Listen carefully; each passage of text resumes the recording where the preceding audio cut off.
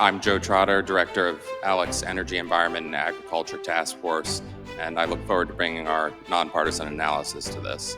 ALEC is America's largest nonpartisan voluntary membership organization of state legislators dedicated to the principles of limited government, free markets, and federalism.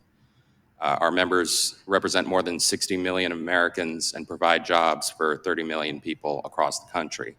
The issue at hand cuts to the very core of ALEC's principles of encouraging free, competitive markets and balancing state and federal authority. A little over 50 years ago, Congress passed the Wholesome Meat Act, prohibiting states from setting their own inspection rules on slaughterhouses and meat processing facilities. Congress also prohibited the interstate sale of meat from cattle, sheep, swine, and goats unless it was processed at a facility with an on-site inspector subject to federal regulations. Today, local farmers that are looking to serve their communities by supplying grocery stores or farm-to-table restaurants face essentially the same statutory and regulatory burdens applied to multinational, vertically integrated corporate conglomerates. It often means that local farmers engaging in traditional commerce truck their cows and pigs to the same slaughterhouses and processing facilities as major animal agriculture producers, which can be hundreds of miles away. Thousands of meat processing facilities shuttered their operations over the last 4 decades, leaving farmers and ranchers with significantly less options for slaughtering and processing their meat. As it currently stands, less than 100 slaughterhouses are responsible for over 95% of the country's meat production. As a result of the laws and regulations governing who can process meat for commercial consumption, there are high barriers to entry for small businesses looking to increase their market capacity. Facilities staffed by FSIS and state inspectors usually operate at full capacity, meaning farmers and ranchers have fewer choices on where to have their animals slaughtered and processed.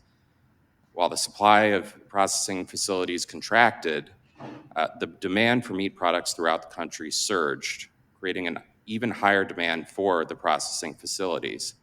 Farmers are increasingly forced to book appointments months in advance and often have to travel over state lines.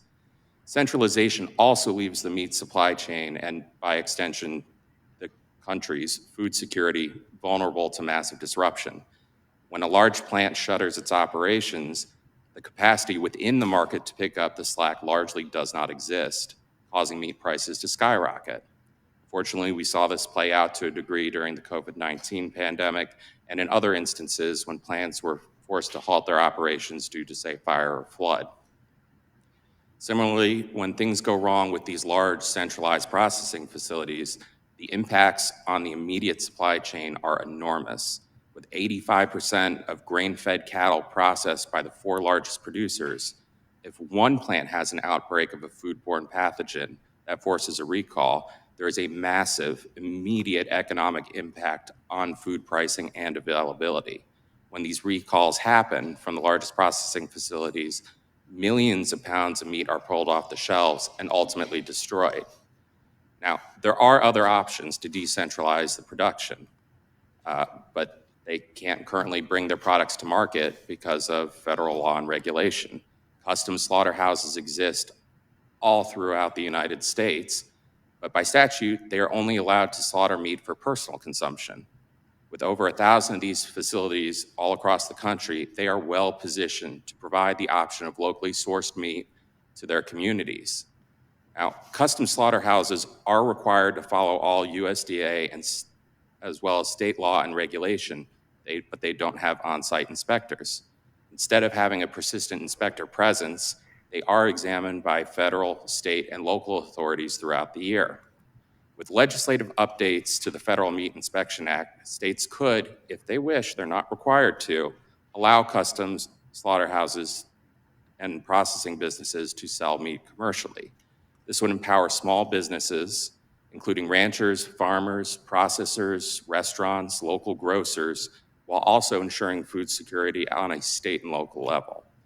Farmers and ranchers who just want to serve their local restaurants and grocers should not be forced to compete for the same space in slaughterhouses with the multinational corporations.